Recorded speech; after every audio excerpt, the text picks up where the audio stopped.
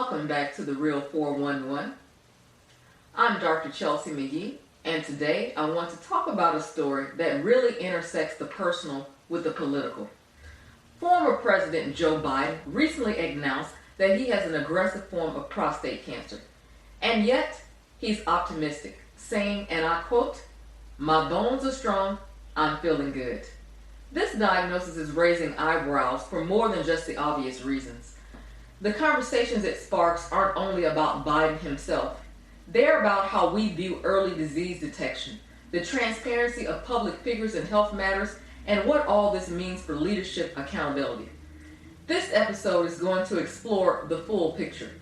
We'll go beyond the headlines to unpack the medical facts beyond the specific diagnosis while also looking at other societal implications. Because honestly, here at the Real 411, we know the story is never just a headline. So let's dive into what we know about this diagnosis. Former President Biden revealed he was flagged for prostate cancer earlier this year during a routine physical. This is a critical reminder of why screening tests are so very important. His medical team found what they call a small nodule in his prostate earlier this year. Recently, Biden was diagnosed with an aggressive form of metastatic cancer. Let's talk about metastatic prostate cancer. When we say metastatic, it means the cancer didn't stay put, it traveled. For Biden, it spread to his bones, but, and this is key, it didn't infiltrate his organs. That's huge. The fact that this cancer appears to be hormone sensitive makes it manageable. Put simply, medications can keep this cancer in check. It's not just semantics when its doctors say the prognosis is optimistic. It's rooted in science. And here's why prostate cancer can feel like a paradox. On one hand, it's one of the most common cancers among men. But on the other hand, it can fly under the radar for years if it's not caught early during routine screenings. Biden's case reinforces that reality. The absence of symptoms doesn't mean an absence of disease. Let's hear Biden's thoughts on his recent diagnosis of prostate cancer and remembrance of his son, Beau Biden. Memorial Day event in Newcastle, Delaware. The former president spoke for the first time about his stage 4 prostate cancer diagnosis and appeared optimistic about the treatment and prognosis.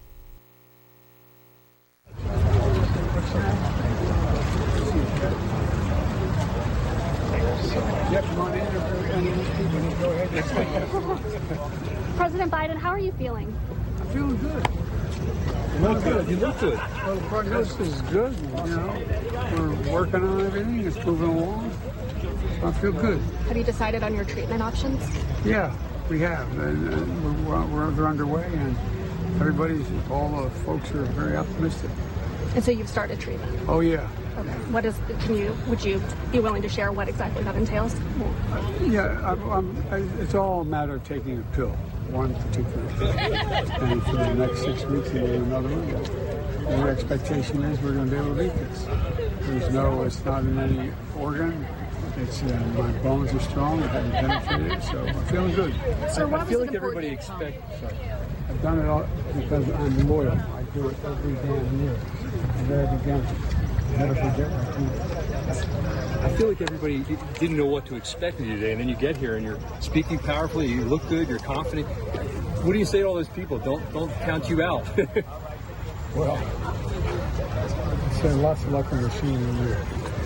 Mr. President, what has this been like for your family? Obviously, this is also an emotional time. This is the 10-year anniversary of your son, Beau's passing. You received this diagnosis just 2 weeks before that. Well, we're all optimistic about the diagnosis. Matter of fact, one of the leading surgeons in the world is working with me. And he had diagnosed the same exact thing 32 years ago. He's alive and well, doing very well. So we're optimistic. We're optimistic. And there's also been a lot of discussion recently about your mental and physical capabilities while you were in office. You can see that. I'm mentally incompetent, and I can't walk, and I could beat the hell out of both of them. Well, do you want to reply to any of those reports, and also to the fact that there are some Democrats who are now questioning whether you should have run for re-election in the first place? Why didn't they run against me then? Do you have any regrets? No, I don't. Look, there's a lot going on, and I think we're in a really difficult moment, not only in America, but in the world. I think they're one of those inflection points in history, where the decisions we make in the next little bit are going to determine what things look like in the next 20 years. We're talking about that for a long time. And I'm very proud. I put my record as president against any president at all. You notice that 12 of the 10 leading presidential historians rated me pretty good on that list, and the guy I ran against, I rated him last. So we'll see. So you had your grandson in the video. What's it mean to have your family be able to look out at him while you're talking? It was good. Look, that's my son Bo's son. And Bo started coming here with me about the same age. So it's, he wanted to be where his dad has been and what he's doing. He just graduated from high school and going off to college in the fall. And I'm really proud of him. He is the son of his father. And here's a social media post from Joe Biden where he explains that cancer touches us all. Like so many of you, Jill and I have learned that we are strongest in the broken places. This reminds me of a patient I treated a few years ago. He was in for a cardiac consult, but his primary care physician ran a prostate-specific antigen test, something many men skip after a certain age. Well, turns out his levels were elevated. A biopsy led to an early-stage cancer diagnosis. I'll never forget what he said later. Dr. Chelsea, that routine test saved my life. Honestly, it's stories like his that need to stand out in a discussion like this. Early detection changes outcomes. It saves lives. But with Biden's case, the focus isn't just on survival.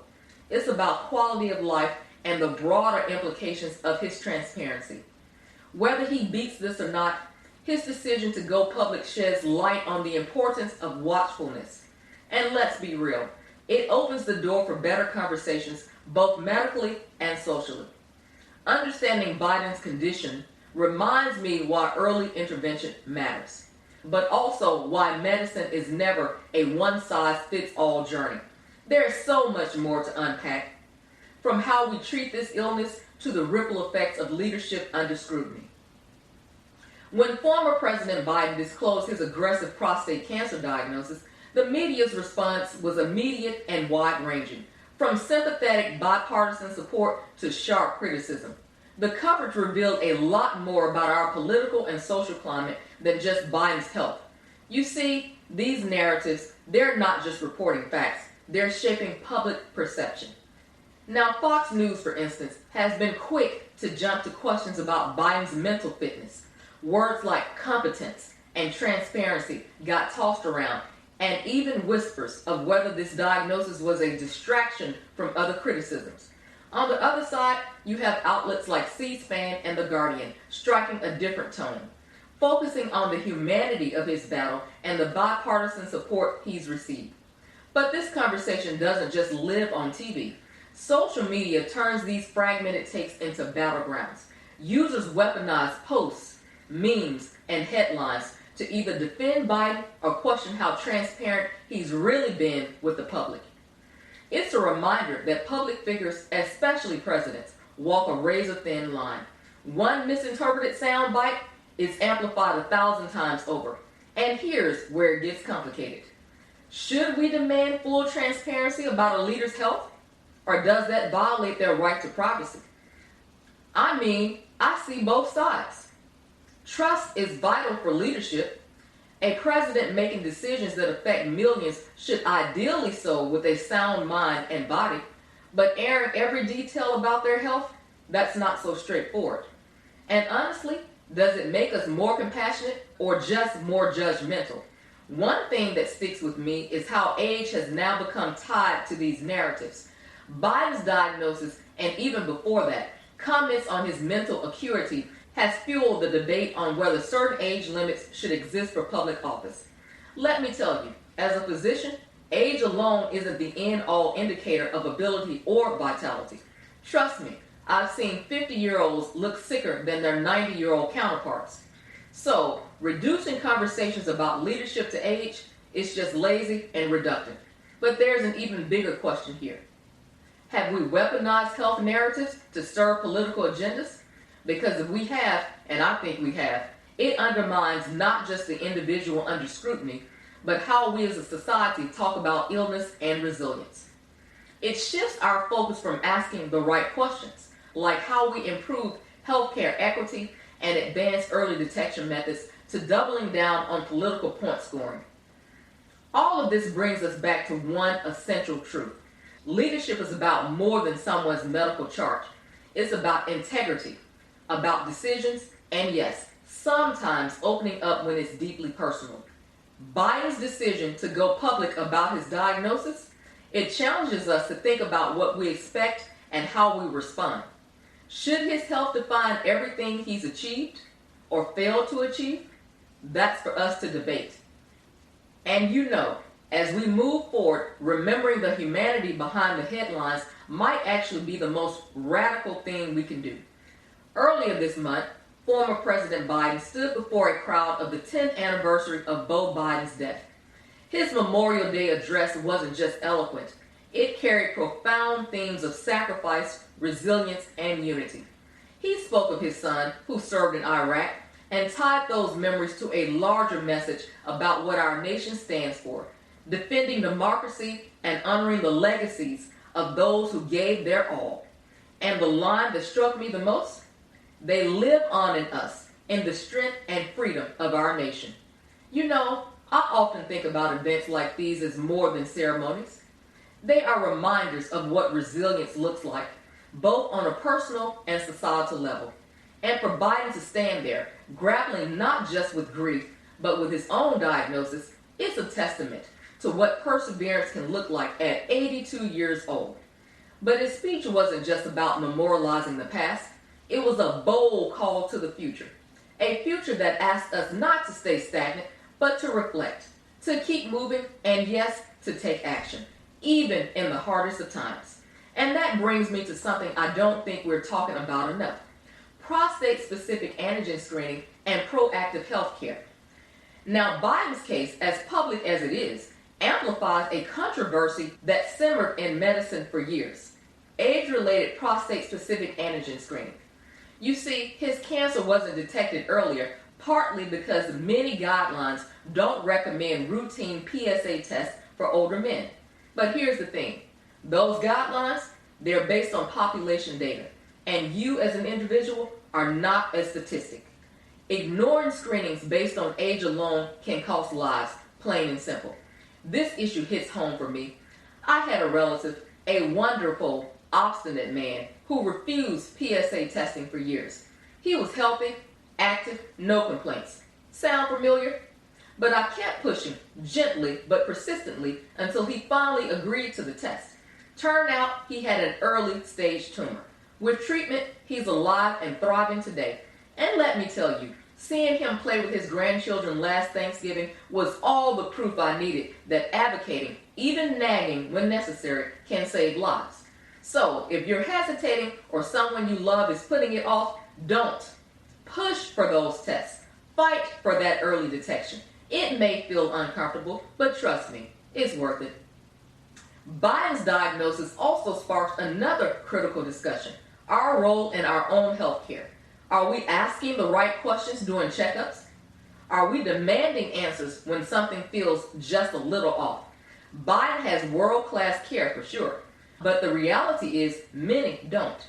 And for those navigating confusing medical systems, staying proactive isn't just a suggestion, it's a survival skill.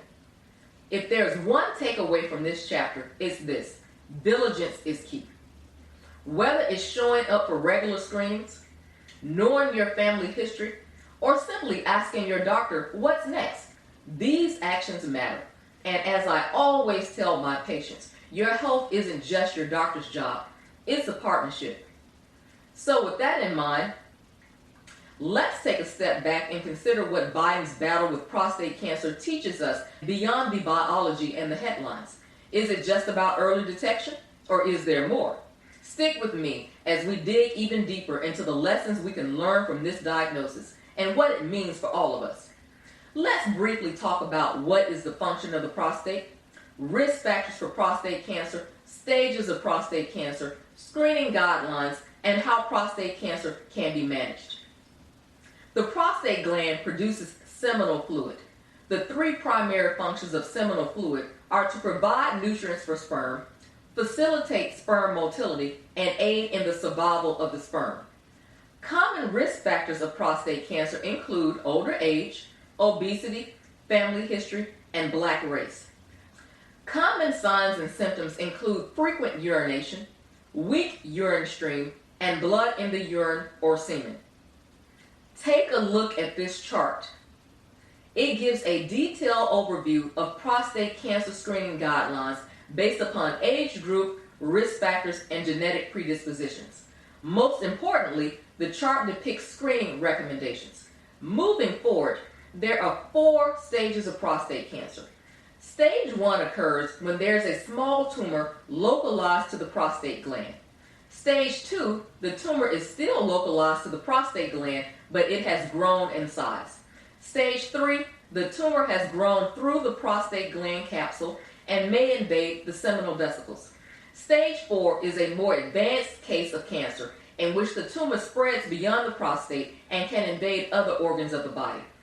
There are certain types of treatment based upon the stage of prostate cancer. Stage 1 prostate cancer can be managed with surgical prostatectomy and radiation treatment.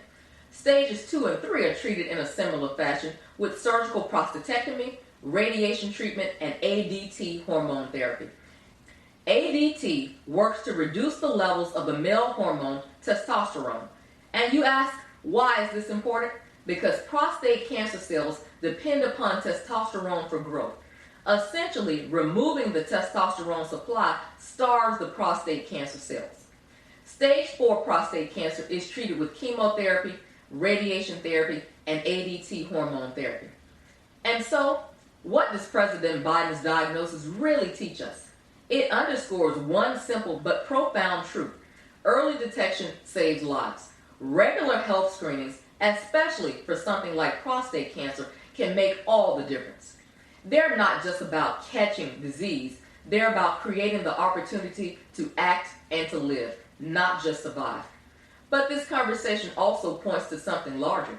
It highlights the need for transparency and accountability in leadership. Biden's choice to go public wasn't just a personal revelation. It was a reminder of what integrity can look like, even in the face of adversity. And maybe, just maybe, the most important lesson here is universal. The quiet, undeniable strength in vulnerability.